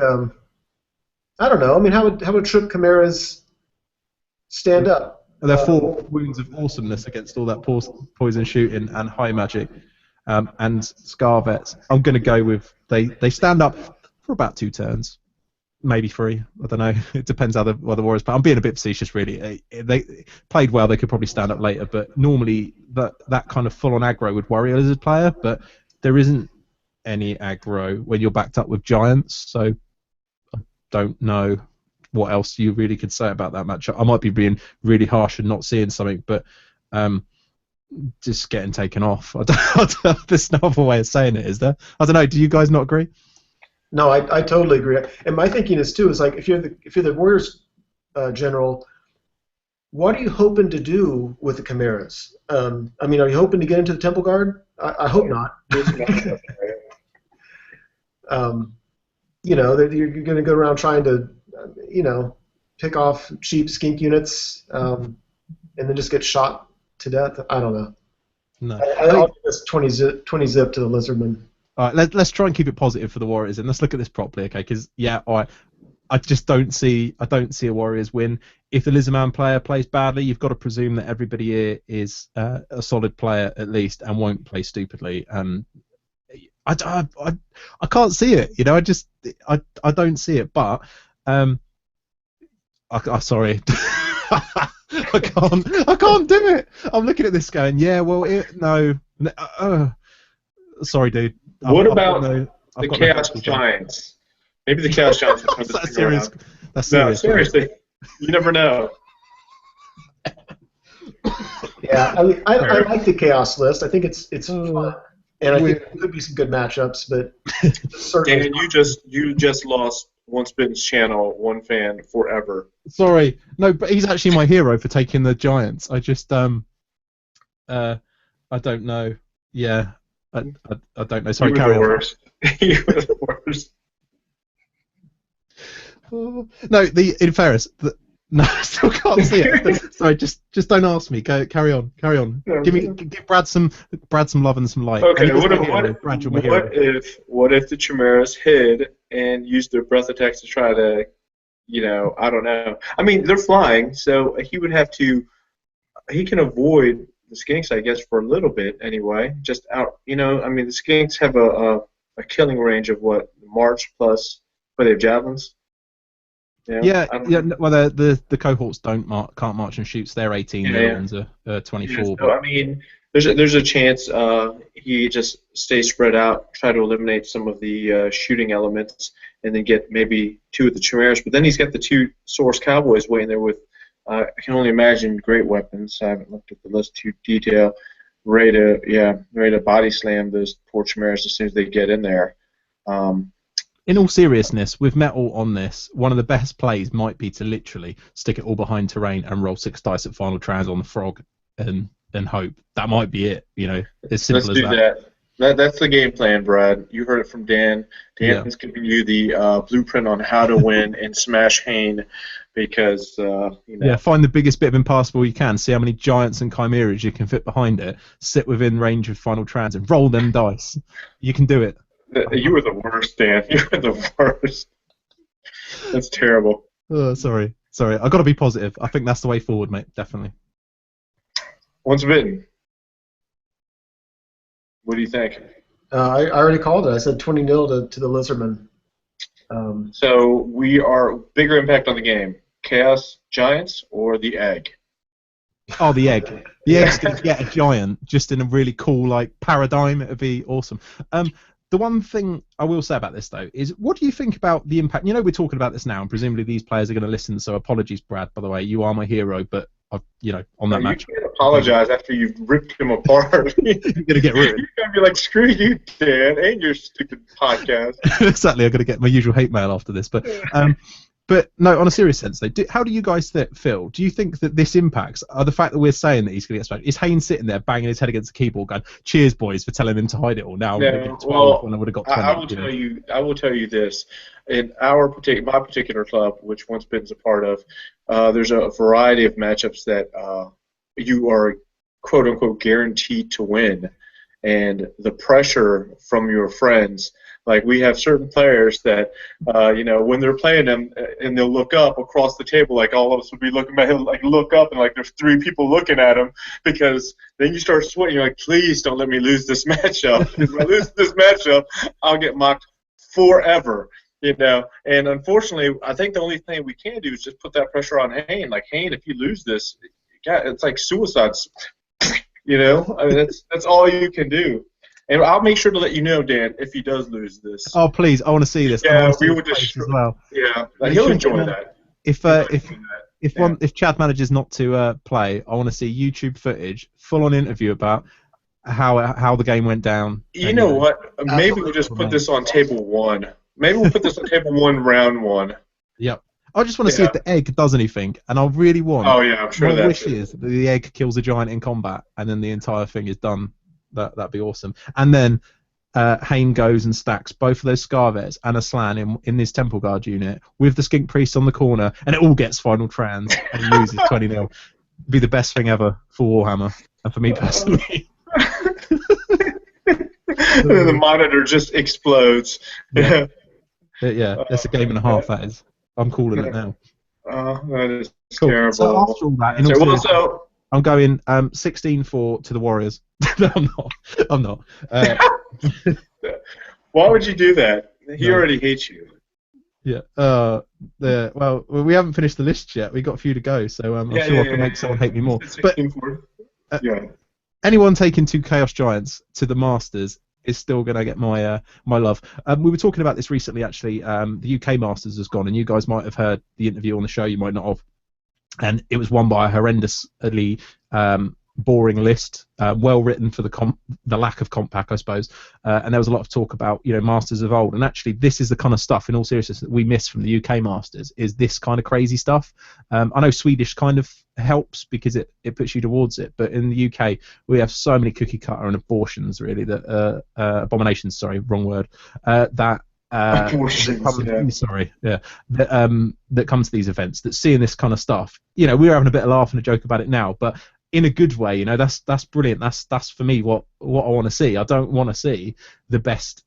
Don't get me wrong, I want to see a really well-written list win and do well, but I also want to see these on the table, because when they do win, I don't care if this guy wins one game at the weekend against something that's better, that's well, if he wins one game at the weekend, he's awesome, and it could be, for me, he's a winner. So there you go. That's a bold statement, Dan. You don't think?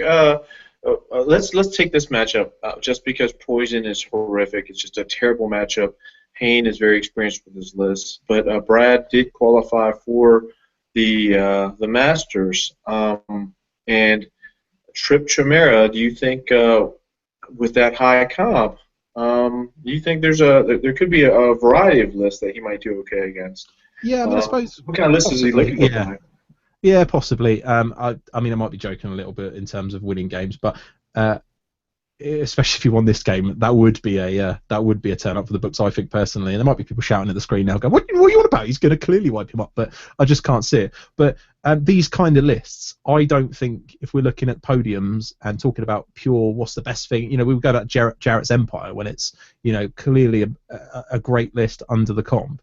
I don't see these kind of lists standing up against it. So he probably will win games after maybe a couple of losses that in that mid-table pack when you're fighting stuff that's tough. But he, like you say, he may get someone who's less experienced, or it might not be lists necessarily. It might be just experience levels, and those triple chimeras will just run in and smash something or tag something. That warrior block will go in on the corner, break it on res, 20-0 win. So I'm mucking about a little bit, but it's going to be a struggle against the real good list. But I do think he will win games, yeah. What's been any final thoughts on these two, or? Not trying to be quiet, guys. Like I said, I have mine on mute because the echo's so bad. Sorry, yeah. I was getting a bit excited about that particular list. So apologies. this poor guy's taking so much abuse from I was going to say us, but from you. It's balanced support. Balanced support. I want to see him win games. Brad, I'll be sitting at home championing you all the way through, son. You know it. Yeah, I mean, he's got a good sized warrior block. He can push forward and if you go big or go home, so he's got between 3 chimeras and 2 giants. It's 5 big nasties. Again, you can't shoot them all, so. You probably could shoot them all, to be honest with you. Yeah, well, yes, we can't shoot them all too quickly, but maybe he can. I think it's a horribly bad matchup for him, but I agree with you that I think there are some better matchups he might find. Yeah, for sure. Yeah. All right. Well, let's get to the final game of the U.S. Masters. The final 2 opponents that haven't been matched up are Mid-Atlantic's own Shannon Powell. He actually has been on your channel an awful lot, Once Bitten. He's your most frequent opponent, I would say, playing his big fat gut ogres, and he's playing against Stephen Firth. I played Stephen actually at Rock Wars the last game when he was doing High Elves against my Chaos Dwarves. It looks like he switched to Warriors, and Stephen also qualified via the Mountain region. So, Once Bitten, you want to go ahead and let's break down your Nemesis list, Shannon Powell's Ogre Humans. Yeah, he's a great player. He puts just a whole lot of thought into all his lists. So always excited to see how he does these things. Yeah, so he's got a real killy tyrant, right? So sort of anti-heroes, other Trickster Shard, Bruiser BSB with Talisman Preservation, 2 Fire Bellies, both level 2, one with the Ruby Ring, and one with the Scroll, one with the Hell Heart. Takes a big hit on comp for that Hell Heart. 8 Iron Guts, Banner of Swiftness, Lookout Noblar, 9 Ogres with Iron Fists, a unit of 8 Man-Eaters, Scouting with Poison and with the Brace of Pistols, and with the Gleaming Pennant, 6 Lead Belchers, and a couple of Saber Tusks. And I think it's hard to know how other people perceive a list, but I wonder if some people would look at this and think that it's fairly weak just because there's no Iron Blasters or anything. And there are some challenges with that. But I think for the meta of the Masters, I think this is a pretty decent little list. I think Fires is a great counter to a lot of these low toughness armies that are so popular right now. The Man-Eater unit is just, well, it's 563 points. But it's no joke. Yeah, I think, though, that this list can face an uphill battle against certain kinds of lists. So, interested to see what kind of matchups it gets. Yeah, I quite like this. I think, like you said, it looks you probably it sits across the table at you, and you probably think, yeah, no Iron Blasters, no Slaughtermaster. But I actually like it. I've played against similar lists to these before in different comp systems, especially when Ogres were one of these armies that used to get comped out everywhere. You took hits for Mournfang. And the South Coast GT, funny enough, was won by an army in a similar vein, although it had the 2 Iron Blasters and some more toys. A similar sort of style where you've got these big blocks of ogres, and the amount of damage they can kick out is quite a lot, and you can get trapped. There's a lot of them. They're quick. And for me, this is like a player's army. He's got 3 big units, 4 big units, and the two little saber tusks. So it's quite compact, but at the same point, it doesn't bleed many points. I think it actually do all right. I don't see it necessarily competing with the real razory sharp stuff potentially. But if this guy, like you're saying, knows what he's doing, I think it's a solid list. I like it. Once bitten, would you like to maybe do any sales for your site to see this army in play? I couldn't understand what you were saying right there. I'm sorry. So would you like to promote your YouTube to see if there's to see this actual army in play? Actually, we played a game a few days ago, and I was hoping to get the battle report done today if I have time. Yeah, you've played this list a lot.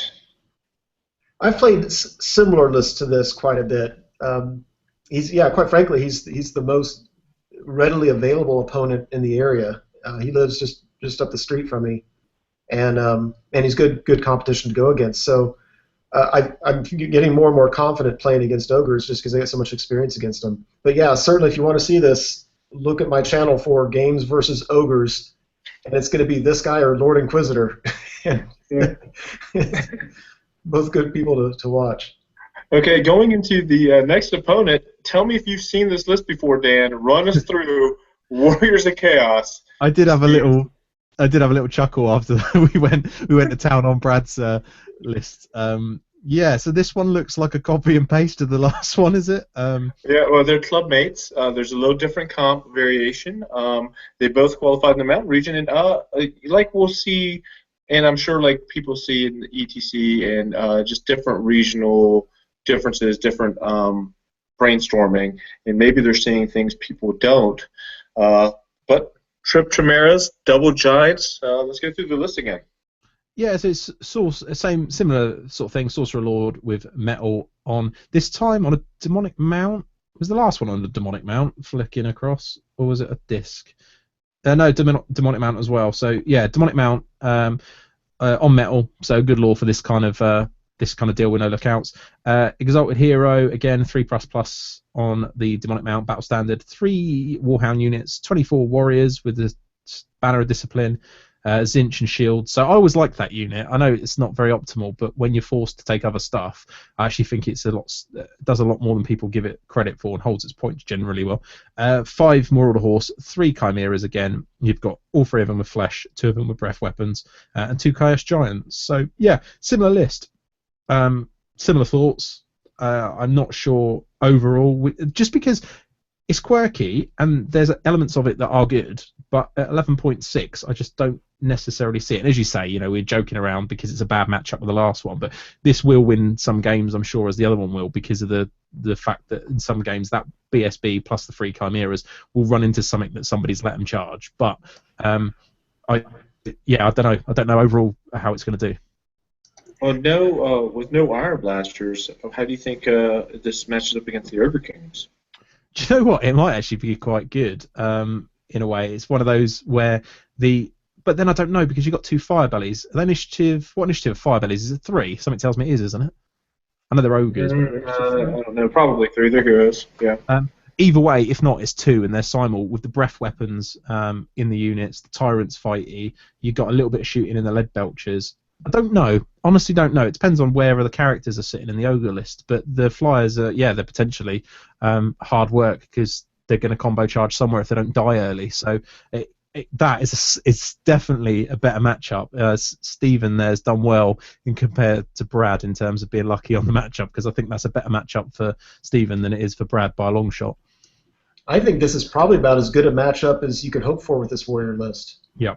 You get a. I mean, ogres are somewhat mobile, but you haven't beat on mobility. You can pick your fights. 3 Chimeras into a unit that are going to go first, or Simo, and drop flaming breath attacks in there in combat. I mean, they can make a mess of that Iron Gut unit. The problem is you're not going to break Steadfast just with them. Well, you got Firebelly and you got the Tyrant who's going to chop back at them before before anything happens. You're going to remove the regen, and then the Tyrant's going to cut them to pieces, possibly. Yeah, there's no doubt about it. Plus, he's got the Ruby Ring with 2 fire bellies. So, he throws 1 or 2 dice at Ruby Ring just to make you deal with it, and then if you let it go through, he's got the plus D3 and just, 2 lots of fireballs, those chimeras. I mean, I don't know if you guys have found it, but chimeras, I kill in nearly every game I play Warriors because there's 4 wounds at the end of the day. They can go into one of these units, combo the world off, but if you've got Firebelly sitting there that's going to breathe on one and then all the attacks coming back, you're probably going to kill it, or there's a chance that it'll come out with a wound and then it can't go anywhere. So, I don't know. I don't get me wrong, I do think it's one of the better matchups for it by a mile, but 4 wounds on a Chimera when you're fighting against monstrous infantry that are going to hit you back, I don't know. But you're right, it's going to make a mess of something for sure. It's just because, I suppose, if you can do enough damage like hand grenade a unit out, I don't think you go straight into the front of wherever all the characters are. A lot of it comes down to where those characters are. You'll probably want to go and pick on one of the support units, destroy it, be out the side of it to make way for your infantry block to come up and get involved in some awesome combo charge near the end. But I don't think it's a terrible matchup at all for the Warriors player. Yeah. I'm going to take the Ogres for a 13-7, despite the fact that I think it's a decent matchup for the Warriors list. I'm still going to have to go with the Ogres on this. Yeah, I'm going to go with a really bloody 10-all. I feel it. I think there's going to be your stuff dying all over the show, but I think the Chimeras will die over the course of the game, which will feed the Warriors enough points. But I don't know. It could go big. This could go big either way. If there's a mistake made in the Warrior block gets taken out by a charging gut style of all the characters because the Chimeras have gone off killing something that was irrelevant, then you don't know, do you? You don't know how it's going to play out on the table, or if there's a building around, or there's lots of potential. Are the buildings impassable at this tournament, by the way? Or they buildings are normal building rules, but you can't see. They block on sight. So you can hide a unit of 27 Warriors in a building, for example. Yeah, if you wanted to hide. Yeah, cool. Yeah. So there's a few different things. Yeah. Well, I guess that's it. That's the final matchup for the U.S. Masters 2015 round 1. Dan, really appreciate you being a big part of the show 2 years running. I'm liking the shirt we got back there for you. You got another one that's going to be on its way. A little delayed. We had some problems with a crooked T-shirt company that we had to bail out of. But you will get it, and hopefully we'll get one that fits you. Yeah, actually, this one I've lost about 2.5 stone since I got this. So this actually does fit me, but I thought it would be cooler, for some backdrop rather than my awesome studio curtains here. So. Yeah, you can tell Wayne there's not one Rat Ogre in this event. Well, there's a Warlord on a Bone Breaker. That counts, right? Oh yeah, yes, that does count. Yeah, why not? Yeah, we'll count that one as a victory. All right. Well, so looking at the list, which list is your favorite amongst the ones we reviewed in the 16? Well, there's 2. I think there's a couple here. Firstly, I've got to go with the well-placed filth. So for me, the best list is Jarrett's. I think it's got everything it needs and a good comp score to go with it to really compete for the event. Obviously, we haven't talked any Dark Elves in here, so I don't know what else is kicking around in terms of Dark Elves and Demons. You guys will have seen those. But from this selection, I really like the Empire. I think that's the best thing that's there. In terms of my champion, I want to see Brad and I want to see Stephen, Terra, and some people up with triple chimeras. You were trying so hard not to repair the damage. Yeah. Dig. Don't abuse me. It's not my fault. But yeah, no. I'd like to see them. I think the dwarfs tend to be strong under Swedish, so I think the dwarf list in there will probably do pretty solid over the weekend. I'd be surprised if that didn't, unless it's on. We haven't seen hardly any death magic in any of this, but presuming there is some somewhere in the event, providing they don't come up to anything too bad, I think the dwarf list will end up being pretty solid in there. So yeah, I'd say they're my highlights. But good job, everyone. I think there's an equal balance of net list squeezing under Swedish and cool stuff to make the event really cool. We're not seeing the one thing people moan about Swedish. People do moan about Swedish just being awful. I'm not particularly a fan of it, but it does create different lists, no matter how you look at it. So good job. I think that it's enough there to create an exciting event. Yeah, I'll have to go with Jarrett's as being my favorite as well. I think it's just. I think I like lists that can just handle a lot of different possibilities, and I think that one does it very, very well. It suffers a little bit from a lack of imagination, just because I've played it. I mean, we've all played it. That's kind of the list to play, but it's smart as hell. Okay, well, one last question for Dan. Dan, do you ever see maybe talking to Curry, maybe getting a more serious UK Masters? Like, is the winner for the UK Masters considered effectively the national champion type deal? I know it's kind of a tongue-in-cheek, a fun event at times. Do you know what? It's an interesting point, actually, and I think if you listen to some of the guys that came back from this year's Masters, I know Ross Phil, who was one of our best players in the country and has won pretty much everything at some point, he attended the Masters this year with the comp pack that was in. You could take Endime's characters, ruin some people, Malekith. You know, the event was won by somebody sticking a unit in a building and playing the whole game with doing that. There was Kairos all over the place, the full filth, and the event itself, I think, has a couple of times over the years it's sort of spiraled. You get ones where it's all about play and lists. Depends on the compact. Whereas this one, I think he felt, certainly when I spoke to him and listened to his feedback on it, and as did others, that it lost a little bit of that this year. So I think everybody the Masters players, I think, take it seriously. I do feel like the US from the outside, especially certain regions, take it more serious than others. But it does seem like there's a lot of serious wargaming going on here, where I feel the UK Masters might be slightly laid back, but I don't know if that's because we've got a smaller community, and over the years we've bred a different type of event. But I wouldn't say it's any less serious. I think everybody who attends that Masters does put something and wants to be the master, but it's not the be all and end all. And I think each master as they come gets a certain, how they got there is a big deal to their peers as to how important it is. So I think there was a little bit of dislike for how Hristo, everyone really likes Hristo, he's an awesome guy, but there was a little bit of dislike from some of the peers on how he went about winning that. You know, at the end of the day, it's a guys in a tower casting banishment, whereas somebody who won it in previous years, who played slightly off the wall list and done well, I think maybe Andy Potter might have been a good example last year. A lot of people were like, well done Andy, you know, really good win, well played, good list, under the radar and all the rest of it. So I think it depends, but I don't see it getting any more serious. I think it's already as serious as it wants to be, basically. Yeah. Well, seriousness is in the eyes of the beholder. I mean, I'd like to think we take ourselves as a legitimate event, but so you could be serious, but at the same time be fun-loving, because I would probably get 75-85% of the players. I mean, actually, probably 99% of the players are there to have fun, despite all the BS that'll be on the interwebs. I know that I can go ahead. I think that's the biggest thing from an outsider. You know, we look at it here, and I watched it all last year, and all the build-up, and all the forums talk, and all. Now you got Twitter as well, adds to it. You can see it everywhere. You know, there is a lot of. I don't like swearing on the media, but there's a lot of talk that goes on between different people, and against the establishment that is you, Jerry. You know, you tyrant, and you know, the whole thing, and also that's true.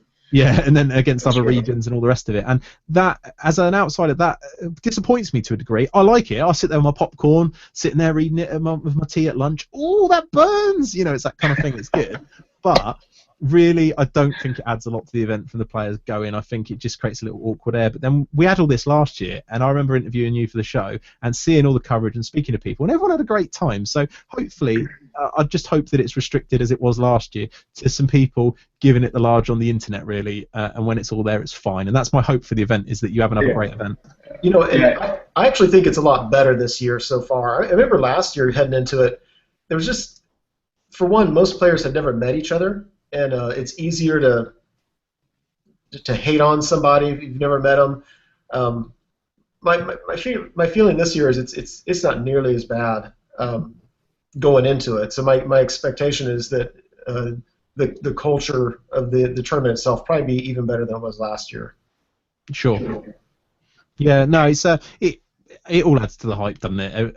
I've said this a lot about Warhammer tournaments. If comp wasn't a thing, if paint scores weren't a thing, what would we moan about? What would we talk about? Warhammer would be boring, wouldn't it? It's a bit like football, you know, English football, soccer, whatever you want to call it. They always moan about they need technology involved and all the rest of it. But if there was no contentious decisions and drama, it would be boring. So, you know, I love it. As I say, I always look at the USA Masters like WWF. That's how I picture it, you know, all play and showmanship and, you know, big guns, and I don't know. I just love it. It's brilliant as a Big spectacle. guns. Big guns. Someone brings actual guns, and I'm sure there'll be guns there because Exactly. I don't know. I want to see people with shaved heads and tats and massive muscles and we have people just a shootout. We'll shoot in the parking lot to the sky just before the event starts. That's it. Just driving around the parking lot shooting guns. I don't know. Have the police come and arrest everybody. Exactly, just stereotypical, and then all the regions like having a dance off or something. Yeah, I don't know, like all with like bandanas on and one of those old ghetto blasters, the ones with the big speakers. Yeah. And playing. I don't know, we could go on, but it's brilliant. I love it. Yeah. Well, I mean, like I said, I think the Masters this year, despite some of the talk that sometimes gives us a black eye. I mean, the chairman and I are working very, very diligently on limiting that. I mean, of course, there's just some things you can't, but I guess there's going to be just some people who dislike each other, and that happens. But maybe one day we'll be like the Warhammer Forum, where you're a moderator and just bland everybody. The one thing I will say is, I know it's a different ball game. You're a much bigger community and everything else. The stuff that goes on with some of the people's attitude on the internet wouldn't stand up in the UK. It would just get shut down. Those people wouldn't be able to attend the events. I don't know. It's just the English attitude, maybe, but it might not be as free speech. I don't really know. It's hard. It's a hard thing to describe. Someone asked me. I'd be an even bigger American tyrant, but Exactly. I don't know. Like you can see. I know Ben Curry was talking about it on Twitter the other day, and I run the South Coast big tournament. If people started bumping their gums like they do there, I don't know. It just wouldn't be acceptable. We just go, well, don't come then, and moan, and no one would care. But I don't know. I like it because it adds a fun to it, but I'd imagine from your point of view as an organizer, you probably think, why bother sometimes? Oh, it's the worst. It's not the worst in every regard. I mean, sometimes it's a long slog, and the event makes it worthwhile. And that's what's important. And at the end of the day, 99% of the people aren't. There's not genuine dislike, despite on what sometimes they'll post to each other, but you'll still have those people, and if it's more difficult to take that type of stance, considering like Willem Spitten said, a lot of times these people are just meeting each other.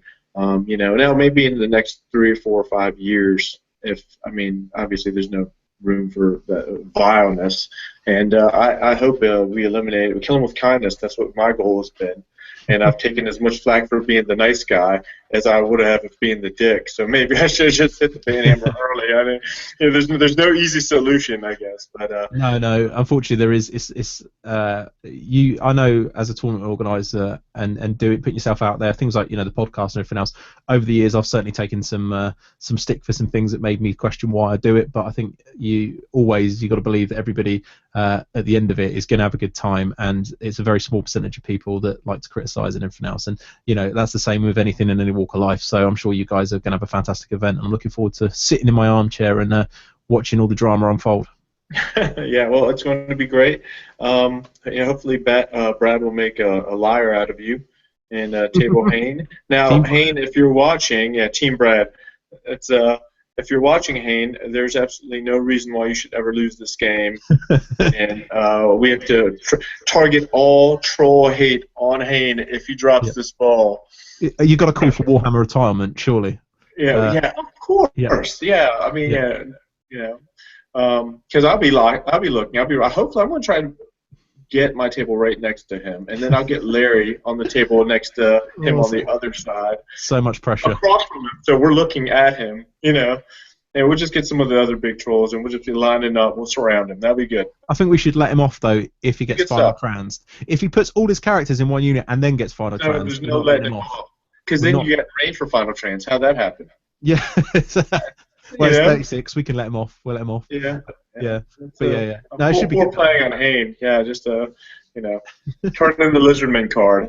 Yeah. But maybe they just. Also, I kind of don't want him to lose though, because he's taking the Egakwango and he's my hero. It's I love that kind of list. It's great. So I don't know. There is no bad guys.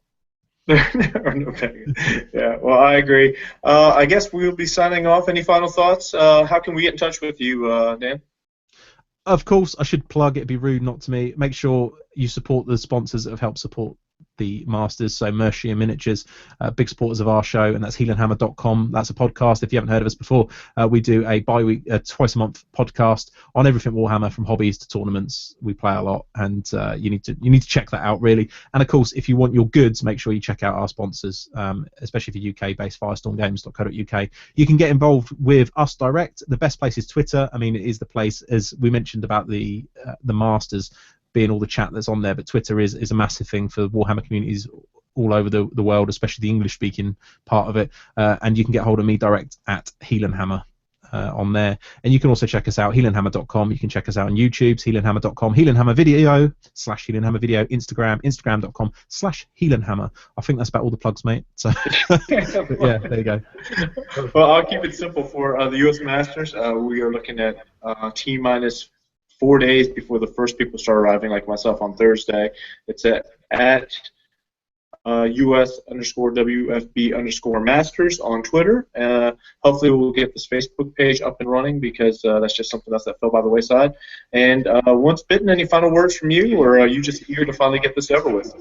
Oh, man, I'm so excited to get this over with. It's been a lot of fun, though. Dan, really, really appreciate you coming on. I remember enjoying it so much last year, and this one was great as well. So thank you. I appreciate that. No worries. And I thank you guys for having me. My opinions. That's great. Yeah. Send your hate mail to Dan. Yeah, I'll add it to the list. It's not a problem. Yeah. Okay. Well, I guess for the audience out there, we will see you on Twitter, and we will see you in 4 days at the U.S. Masters. The play-in happens Friday. It's a single elimination with Once Bitten is participating in. The winner will get into that final slot for the U.S. Masters, and basically stay tuned. We'll see you then. All right, everybody. Thanks. Take care.